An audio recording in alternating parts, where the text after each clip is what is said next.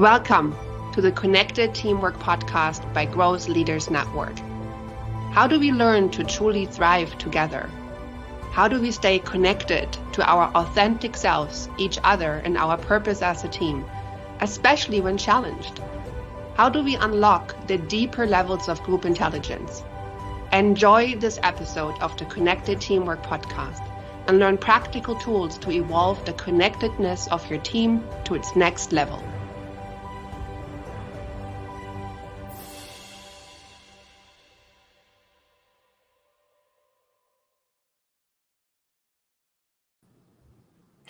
Welcome to the Connected Teamwork podcast. I'm your host, Hilko Faber, and my guest today is Christopher Salem. Very nice to see you today, Christopher. How are you today? Doing great. How are you today? Doing Excellent. great. Excellent. I'm glad to see you. So we are going to have a conversation with Christopher Salem about connected teamwork today, and this is episode 29. The purpose of this podcast is to help people connect more deeply to what's true about them, each other, and their purpose in the context of working this with teamwork, doing this with in a context of a team. And as we just experienced with Christopher coming on with some technical difficulties, that might be a moment of disconnection. And when we are like noticing our brain going all kinds of directions, that may be a moment of disconnection. And then, it's like coming back to our seats. So how do we respond to those moments of challenge? That's part of what we're talking about in the Connected Teamwork podcast. So life happens, and sometimes things work out, sometimes they don't work very well. The question is, how do we work with those moments as they happen? So I'm going to see if I can get Christopher in the studio and see if our technology works this time, and see what we discover then. Let's try this out. There we go. Sorry about that. I there was an issue coming in on my computer, and then my phone came in, and then the computer went on. So I got off the phone, and here we are on the computer. Here we are. Well, what a great thing to be in together, like the realness of what happens in life. So yes, Chris. So Christopher comes to us with a very rich background. I'm very pleased to work with you today, Christopher. Christopher is a keynote speaker, a business executive coach, an influencer of business strategy, and also a radio show host, a person that is very much helping people, especially in small and mid-sized business, to figure out how they can rise to the challenge of whatever is happening with them. And he's been doing this for many years. So I'm really looking forward to having this conversation with Chris about how do we create connectedness in teams. And I also have to admit, I'm still finding myself in the glow from the Connected Teamwork Summit that we just finished on Thursday and Friday. And I'll be posting some thoughts about that this week as well with the 12 speakers. And we talked about 12 connected teamwork moments. One reflection I'll say on that before we go into the conversation with Chris was this deep commitment from all these 12 speakers to stay present, just to stay present and extend that presence to others. It was something that was not rehearsed. It was something that came through spontaneously from everyone. All right, Chris. So let's dive into this conversation. So tell us a little bit about what have you learned about connectedness and building connectedness in teams?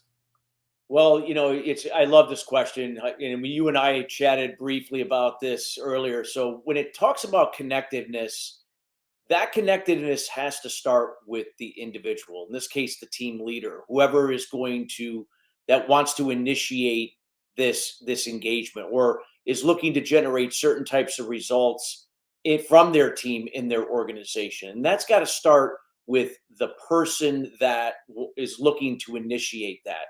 So that connectiveness has got to start with the individual. And when we can make a commitment towards that, and then we can be the example and be a resource, we have more probability that other people are going to accept and be willing to do their part to also do that. And then we can come together and connect at a higher level. So connectedness starts with that commitment, no matter what our role and duty is, to say that I'm looking to change, I'm looking to do something that could be better, that I can do better, and through my example, resourcefulness can empower others to do the same.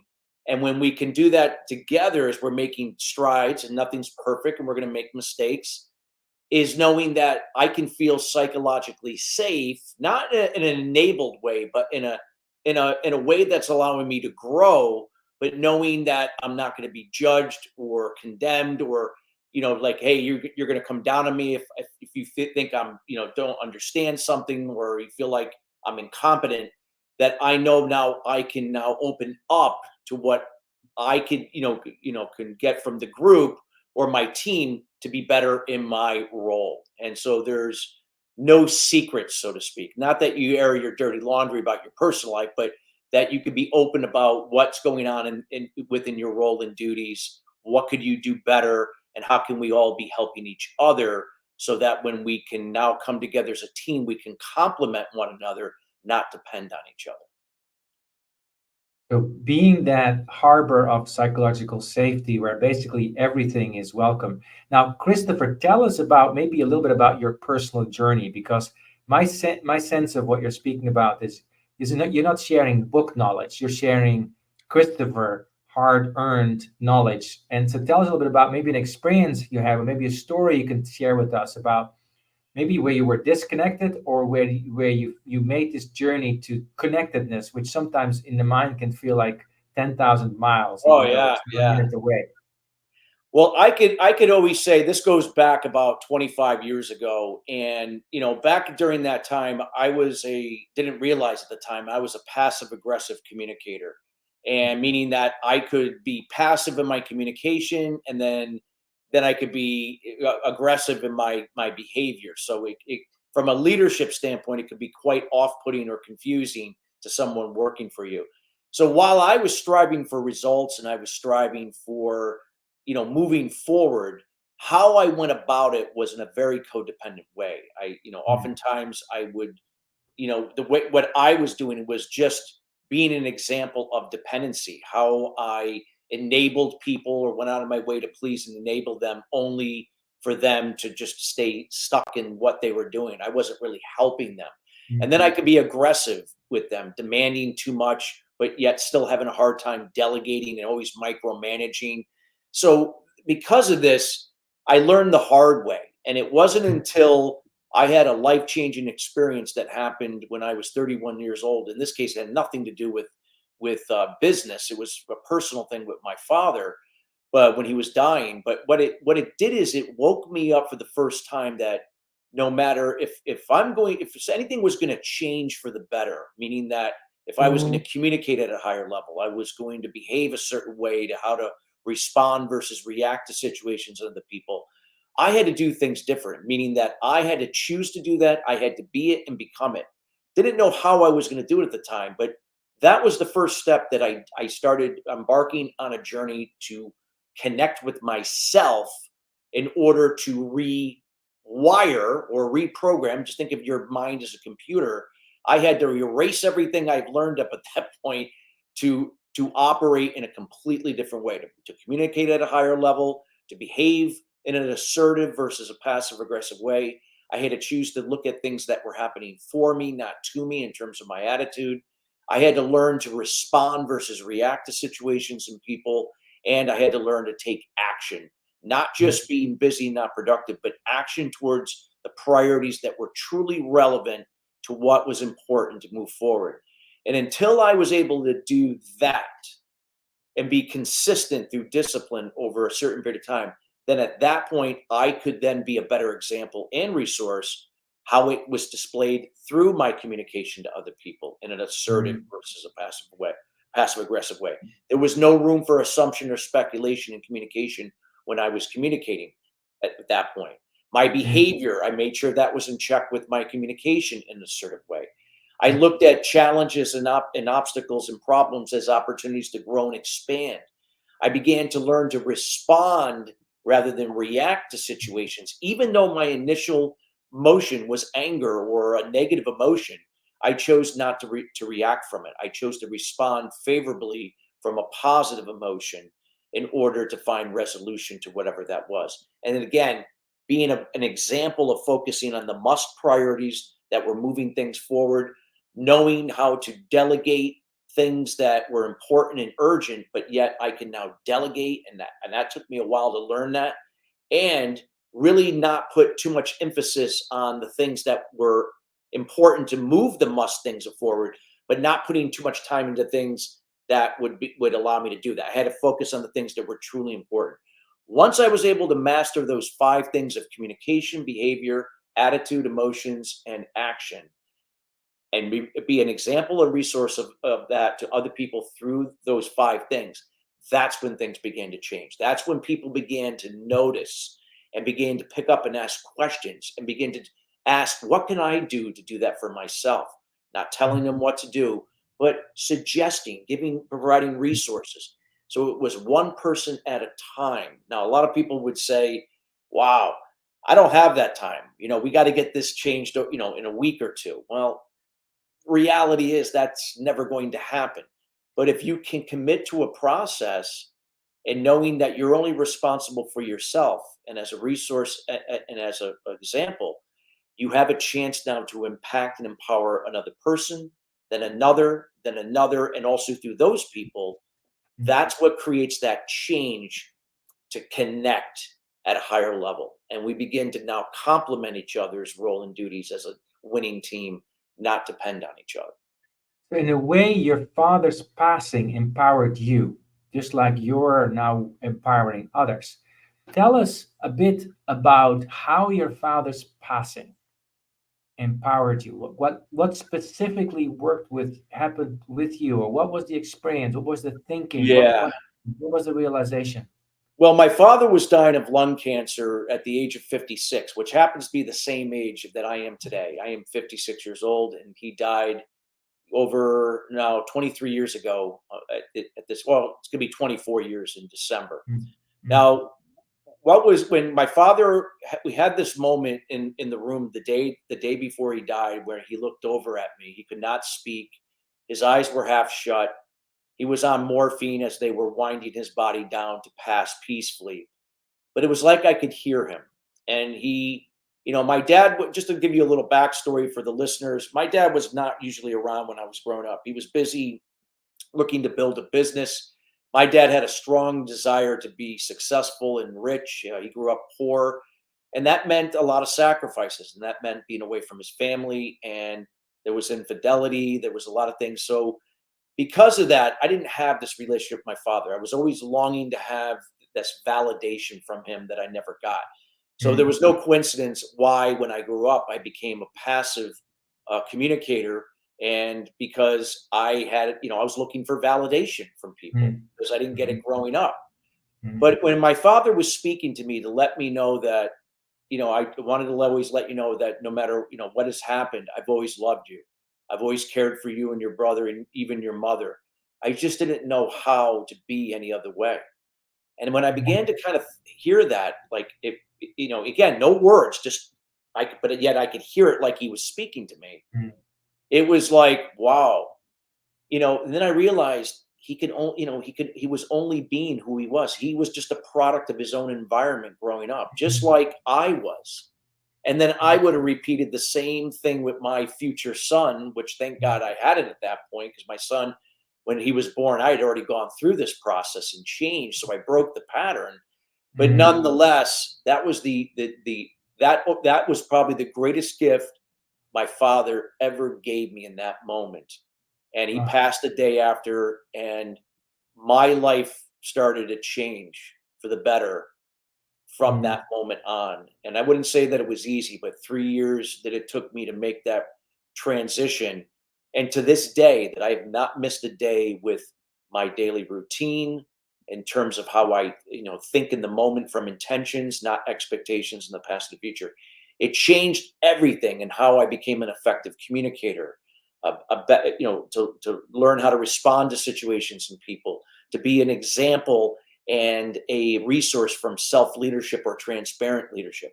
Those are the things that it taught me, and it is impacted not only me, but many other lives, because this gift keeps on giving, because I've been able to Mm. give it to my son, my wife, to close people that are close to me, people I've worked with, clients, and it just keeps on giving. As long as I keep showing up and being the example, which I do each and every day, to make sure that I'm operating the way that I'm sharing with everyone here today. Mhm.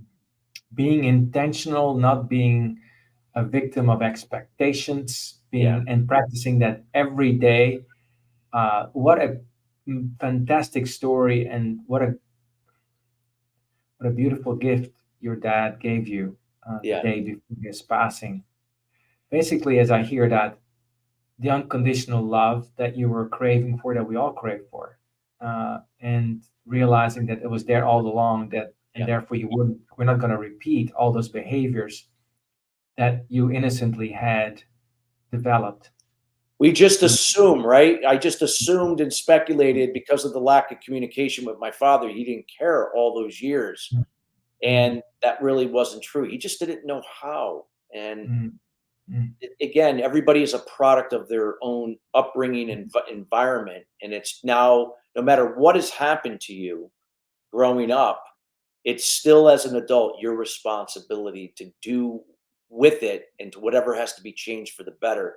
You're always responsible. So as long as that we are continuing to operate in a place of being a victim, or an excuse to, what has happened, up to that point, nothing is going to change.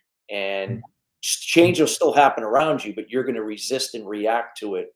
And those are the very things that will never develop leaders or move things forward. And we become more, and we accomplish more, and become more innovative and solve problems more when we experience taking on more challenges, obstacles, and problems. Because without mm. them, we can't grow and expand. Going from resist and react to actually being responsive, Embrace it. respond with intention, embrace it, allow the creativity to come in that comes with that. We're going to take a short break.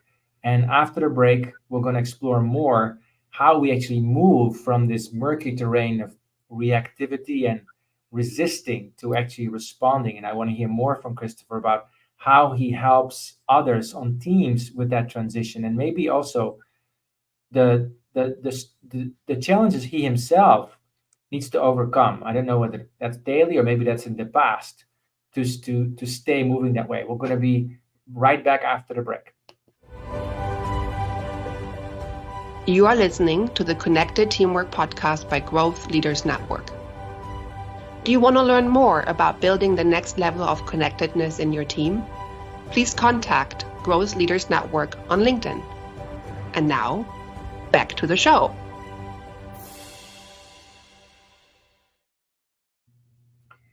So struck by this phrasing that you use, Christopher, about react and resist.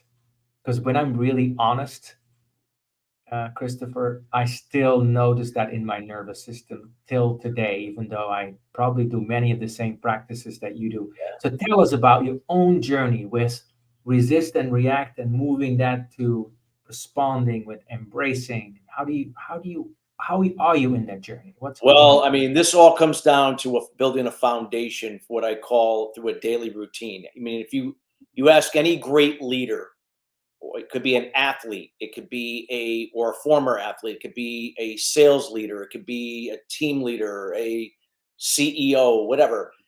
Everyone's going to have a different process. But if the common bond between a lot of successful people are that they have a daily routine. And for me, I didn't have a daily routine. At that point, I also struggled with ADHD growing up. I was born with it, and as you can imagine, ADHD, it's difficult to do certain things, and especially when I was young, I had that. But what I noticed when I developed a routine, not only did it have an impact in the way I changed the way I look at things, but it also helped me to offset the symptoms of my ADHD. That was not the premise why I did a daily routine. It just sort of happened. But what I ended up doing, if I was going to get to the root cause of those things that were holding me back, that were impacting my confidence, that were impacting the way I communicated to myself and others through my inner critic rather than my inner champion. How I was speaking from a place of passiveness or aggressiveness, not being assertive. How it was affecting my behavior, my attitude, my emotions, instead now reacting instead of responding, and then being busy but not really productive, or not delegating appropriately to move forward. So all of these things, it affected my risk taking ability, how I made decisions. So a daily routine allowed me over time to get into the present moment, to learn how to shift away from the past and the future thinking, where fear resides and where expectations thrive. I can't control expectations. I can't control other people. I can't control other situations. I can't control the past and the future, but I can control what I do in the moment through my intentions. Those 5 things that I shared with you here earlier before the break. And when I can learn to let go of those same 5 things, that's where things change. But a daily routine allowed me to get to that frame of mind. That's getting up at a certain time. That was making my bed to accomplish a small task. A lot of times they teach that in the armed forces, why they have people make their beds. It was meditating. Now, imagine a guy with ADHD learning how to meditate. Oh boy, that was tough. Took me 9 months to get into a meditative state. I white knuckled it for 9 months. I hated it, but I did it anyway. Even though my everything in my being told me to stop, I used discipline, not motivation, because motivation doesn't work and it's fleeting, but discipline. I did it anyway until I got into a meditative state. Now, that was 25 plus years ago. I have no problem now getting into a theta wave state. But back then I did because I was just starting out. But when I developed a routine of that and journaling, taking out the head trash, between meditation and journaling alone, that helped me get to the root cause of my self-limiting beliefs to now adopt better ways of thinking, better habits, things that served me in a healthy way to fill my cup. And all of those had a dramatic effect positively on my communication to myself and others, my behavior, my attitude, my emotions, and my action. I worked out. I did physical exercise. I do exercises to train my brain in terms of doing puzzles and trivia. And I don't watch a lot of TV and I don't spend hours on social media just escaping. And all of these things that I developed in my routine. And there are other things I do, but I won't go into all of them. But when you can develop a routine that you can do 7 days a week, 365 days a year, and not find an excuse why you couldn't do it, these are the things that will change how you think. Now, just like with anything, people are going to notice. People are going to notice like how you're doing certain things. And if it's filling your cup to work and it's working for you, well, people are going to want to know how you do it. Doesn't mean they're going to do it or do it right away. But those people, when they realize that they can now adopt their own routines, these are the things that start to move things forward. And one of the things that I did when I was leading people is I would have daily huddles. This is before even huddles were even known or even incorporated at that level. And we would meet for 10 minutes and just talk about what our role and duties were for today. And then I would mention before I started, here's what I did today to be mentally, physically, and spiritually prepared what we had to do today. And I just shared. I didn't tell them you have to do this, share it. And then eventually somebody came in, a week, 2 later, hey, I started doing that. And then somebody looked over, oh, you're really doing that? Oh, okay. And then eventually it started to become, it doesn't mean everyone's going to do it or do it at your level. But nonetheless, I knew that my example on a consistent basis and being resourceful, not telling them how to do it, but sharing with them how they can learn for themselves, that empowered them through empathy and kindness to take responsibility for their own role and duties to step up versus me trying to tell them what to do. And by doing that, I created this rapport and this bond where they saw me as a human being, not as their boss, but as someone they can trust, and knew that I can trust them, creating that psychologically safe space for people to be vulnerable and transparent, to disclose what they needed help and work on to develop in their roles. That's how I was able to build a more sustainable winning team long term than the other way around of just telling people how, when, or why to do it, and using fear and using, coming down on people, to get that through to them. What are you doing to be mentally, physically and spiritually fit and prepared? What Every are you day. willing to do? Be mentally, physically, and spiritually prepared. Just that one question, Christopher. And I think that's such a beautiful question.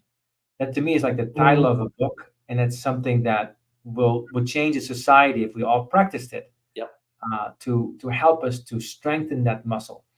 We are incredibly getting towards the last few minutes of our conversation. What would you say to somebody who was like in the midst of the reactive resistance soup in the fog, right? Maybe the way you were pre your dad passing. What would you say to them? So I would just say to them, I could sense that you're frustrated with this situation. I can understand. I've been there. What, in this case, for things to get better, what can you do to change that? And just and what would be important to you, most important thing to you in order to make that change?